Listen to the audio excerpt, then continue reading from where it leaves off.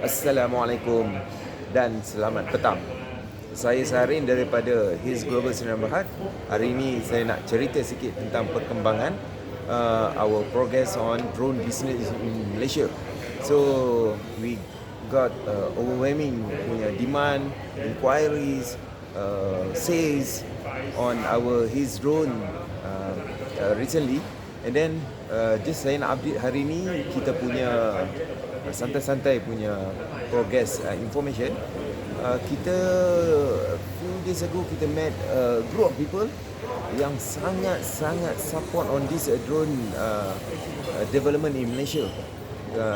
Untuk itu saya ingin kumpulan yang saya masukkan tadi adalah kumpulan teknikal daripada Universiti Teknikal Melaka. Jadi detail saya akan minta kepada saudara saya Mr. Ilan, my business partner, untuk menceritakan apakah yang terjadi pada waktu itu. Dipersilakan. Hai, terima kasih Encik Muhammad Saharin, CEO kita, founder kita.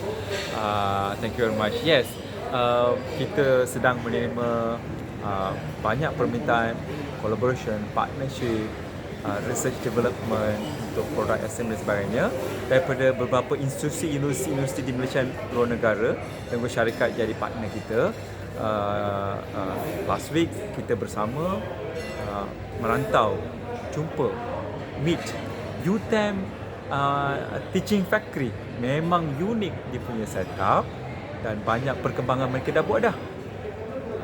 In this collaboration, doctors, professors, teaching factory team with a lot of experience, they requesting and we are progressing towards to do jointly HiiLSE UTeM drone event, courses, assembly towards to academic research, R&D on HiiLSE UTeM Garuda's drone Malaysian versions, and also we will be organizing, for example, schools introductions, seminars, and these discussions will lead towards to HiiLSE UTeM Garuda's drone ecosystems, the whole cycle of AI technology development and partnership.